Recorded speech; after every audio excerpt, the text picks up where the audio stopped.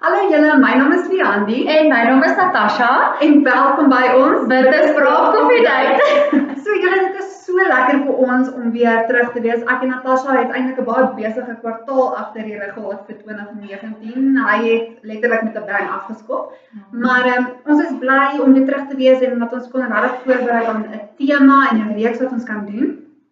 So vir nou in April maand en ons gaan oorgaan na Mei toe ook, gaan ons fokus oor hoe jy moet voorberei vir jou bruilof. Maar dit is nie net, dalk as jy nou soos 'n bruid, of jy gaan trou, jy's verloof, of dalk is jy nog single, maar jy bid vir daai trouman van jou, soos wat ons gedoen het vir jou toekomstige lewensmaat, of dalk is jy al reeds getroud, maar om te onthou wat die simboliek is agter die woord trou of bruilof, dit gaan nie net oor jou en jou man nie, maar dit is om voor te berei vir die regte bruilof, en dit is die bruilof waar jy die bruid is en Jesus Christus is jou man.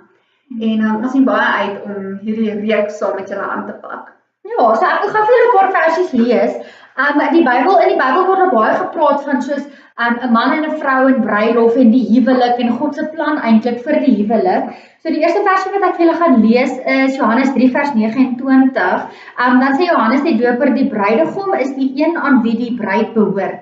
En in 2 Korintiërs 11 vers 2 dan sê Paulus ook aan die gemeente, ek is jaloers op julle met 'n goddelike jaloersheid, want julle is soos 'n jong meisie wat ek aan een man, naamlik Christus, beloof het as sy bruid en wat ek as 'n rein maagd aan hom wil voorstel. Daar's 'n paar ander versies ook, julle kan Openbaring 19 vers 7 ook gaan lees.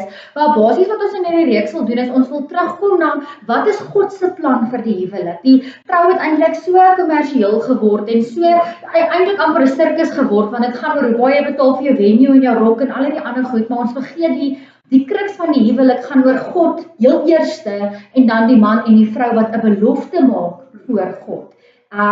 Ja, so dis waaroor ons met julle 'n bietjie gaan gesels vir die volgende paar weke. En die idee van die huwelik. So, julle moet asseblief ons dophou ons video's, want ons sien regtig uit om in hierdie volgende paar weke met julle te gesels en saam met julle te droom oor die groot bruilof en die simboliek agter die woord trou.